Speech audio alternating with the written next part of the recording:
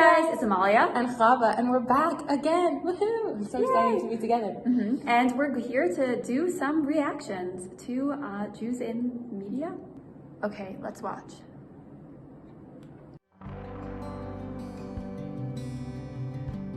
He's washing his hands. Do you wash your hands at a Shiva? Is that a thing? I mean, it could just be like they're trying to show Jewish things that people do, which is wash their hands. I have no idea. I don't want to. People who are visiting don't wash your hands. Yeah. At a cemetery, you wash your hands. Yeah, but I guess that's maybe what they're coming from, that at a cemetery, when you leave, you wash your hands, and then perhaps they're coming to the Shiva right after that.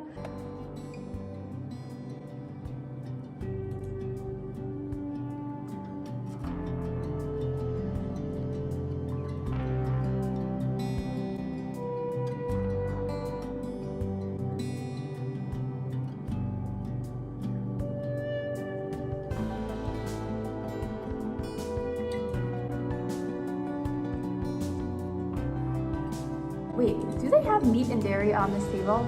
Let's see. They have bagels and corned beef. Yeah, cream cheese. They have cream cheese, or is that tuna? No, I think it's cream cheese and meat. And anyway, okay, that would never ever happen at an Orthodox. And is that cheesecake? I have no idea. Oh my gosh, that wouldn't happen. Yeah. Typically, people aren't. I don't know. At least in my experience, there's food there for the family, but people aren't typically taking unless maybe like at a Sephardi Shiva sometimes. At a Sephardi Shiva sometimes, I think like they'll give you a cookie or something so you can make a blessing, and like they have an idea that that kind of elevates the spirit of the person. But I don't think there's like massive plates of food and stuff at a Shiva. Yeah. To my knowledge, maybe like more conservative or Reform Shivas, yes, but at a traditional like Orthodox Shiva ones I've been to, no.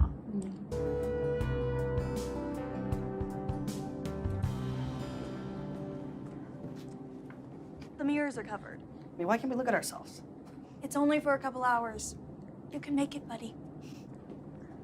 Hey guys, thanks for coming. It's tradition to tear your shirt for the those in mourning, to tear their shirt. Immediate relatives of the person who passed exactly. away. It's only Not immediate a relatives. A grandson wouldn't do it, and so that's a little strange to me. But I guess they're trying to just show the custom in someone who is mourning in his own way, but it's definitely not the norm. I just want to go back for a second. I wish I could have met her. Where is she? I want to pay my respects. Well, we just buried her, so she's probably not coming. She's not laid out somewhere? This is a Shiva. The only thing that gets laid out are the deli platters. What is it? So basically, I see. Okay. I believe at certain, like, I don't know which denominations of Christianity do and which ones don't, but a lot of like they have like open caskets and a wake, okay, so they or homegoing. Those are the terms I've heard. I haven't been to one. But in the Jewish tradition, he's right. Typically, the Shiva is after you've already buried the person. And you don't have an open casket. And I'm so sorry about your Bubby Rose. Bubby Rose is a valid name. Yeah, I guess so. She was so sweet. Remember how she tried to teach us Yiddish? Oi, gewalt! Who could forget? You want a nash? Have a schmear. Oh my gosh. What? That's such a cringe. I guess it's not like so wrong. It's correct Yiddish. It just I don't know, like culturally. That's like the only thing they know about Jews. Yeah. Is that the old people speak Yiddish. And the truth is, the old people, like his grandmother, would probably be like in her 70s. She probably wouldn't speak Yiddish. She might speak it, like her parents might have spoken to her in Yiddish, but likely, I mean, it depends who, but likely she would have grown up in America speaking English. Shiva's about friends and family being together to comfort one another and share stories. That sounds like a really nice thing to do when you've just lost someone. It is. Except it lasts 7 days. We take a long time to say goodbye.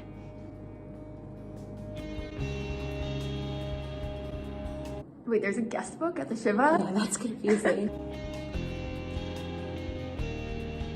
I don't really know what's going on. They're showing family albums. That I've seen people do. Fine. Just showing pictures and stuff. Hi, I'm Bowie. I know, we met at the bar mitzvah. Where's Bex? She's at work. She'll come by later. I'm sorry for your loss. Thank you. We all loved her very much. I read that people bring food to a Shiva, so I made a kugel. Kugel? Wait, he said it right. He said kugel. this. I made you this. It's pronounced kugel, and you shouldn't have. You really shouldn't have. Where should I put it? Oh, well, I'll take it. So, a few things. One, kugel. Typically, you won't hear it pronounced kugel. You would hear it pronounced kugel. There are a few different ways to pronounce it, just based on which like Yiddish accent you have. There's kegel and kugel. There are different ways, but kugel is a less common pronunciation to my knowledge. Can I ask you a favor? Sure. Would you mind entertaining Rose's mahjong buddies? Right now, they're placing odds on who in the room is gonna die next. Sounds fun. If you prefer, there's another group over there playing. You should get that looked at. I'll leave it up to you. That's a little interesting. Yeah, that's not something that happens at a shiva typically. There's Okay. not usually groups of like clumps of like people sitting. It's like usually the family sits out and people go to the people that they know in the family. And if they knew the person who passed away, they just go to their closest, like usually their spouse or their children. Generally, people don't just Sit around. in little clumps and have their own discussions. At least not at any shiva that I've ever been. Correct, me too.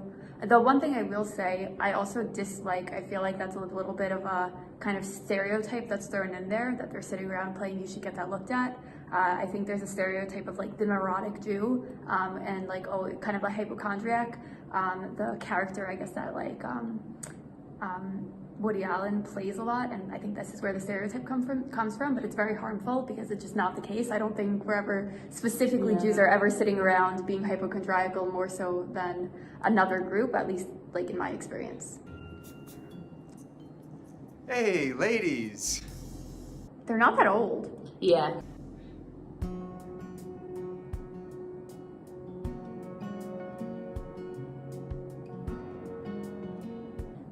I don't know exactly what's happening here. I think they're in doing? mincha. It would make sense if they're in mincha because it's the middle of the day, but why are they wearing talises? Yeah, I don't think I've ever seen anyone wear like that. They might wear a talis if they're davening shachris. Right.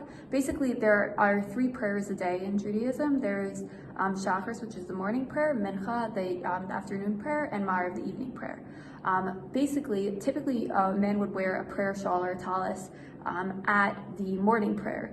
But here, it seems to be the afternoon, and they're wearing a talis anyway. And so it's just interesting, based on the time of day, what they may be doing.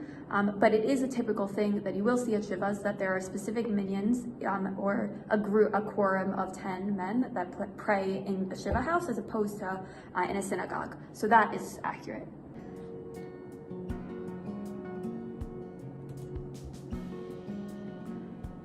This is sitting shiva? Apparently. Literally just sitting? What I'm curious is who's actually sitting shiva, because they don't have the chairs. Yeah, because typically people don't sit on comfortable couches. When you're sitting shiva, you sit either on the floor, but I don't really see people sitting on the floor either. They generally sit on chairs or stools low to the ground. And they're also saying, like, this is a shiva, like, people are just sitting. Like, you can, in a shiva house, the custom is that you don't talk until the person who's sitting shiva starts talking. Yeah, you don't talk until they start talking.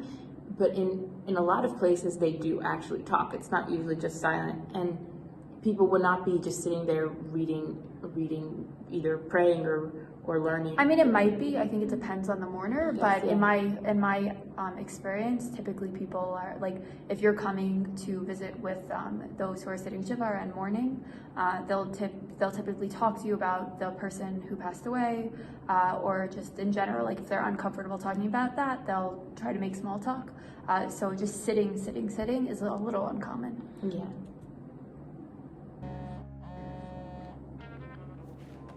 Sorry.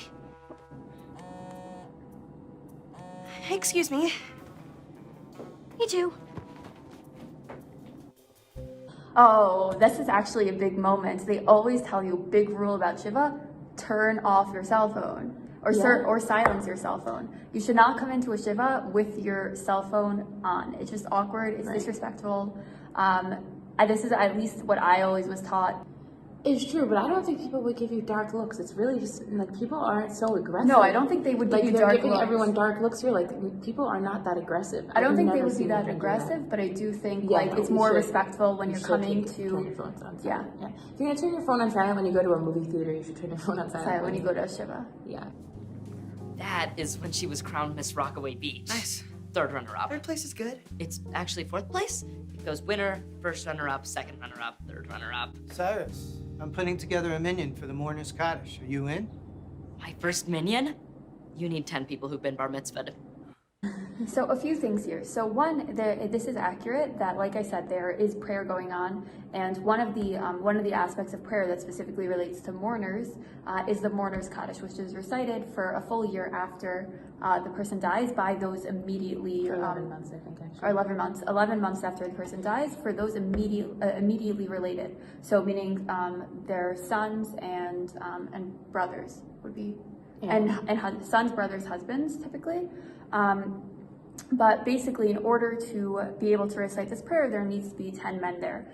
So Cyrus, now that he's bar mitzvahed, he's considered a man. I believe he was bar mitzvahed in a previous episode, and now he's going to participate. What's weird to me, though, is that he's saying that this is his first minyan, and if he was bar mitzvahed, at least that day in synagogue, he would have already been part of a minyan. So that's a little interesting. Rabbi Hurwitz, this is my friend Jonah. Jonah, like the prophet. Please, join us. You can pray, but you don't count. What's funny to me is the actor who plays Jonah in real life is actually Jewish. And you don't get out of wearing one of these. So that's a little interesting to me, because like we said, he's not Jewish, so he doesn't have any, I guess it's a sign of respect, but at the same time, he isn't obligated to wear one like the other men while they're praying.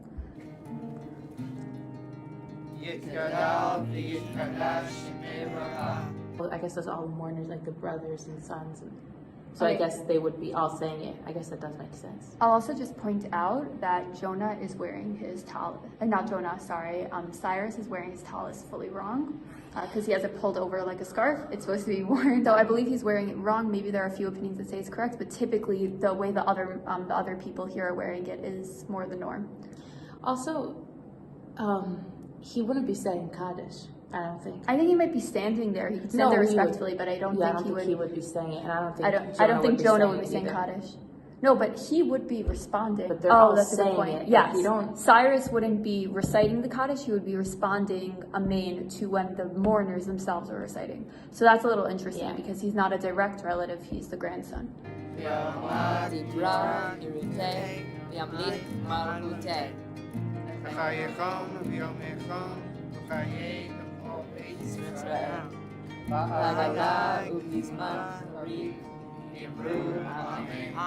have the right words, at least.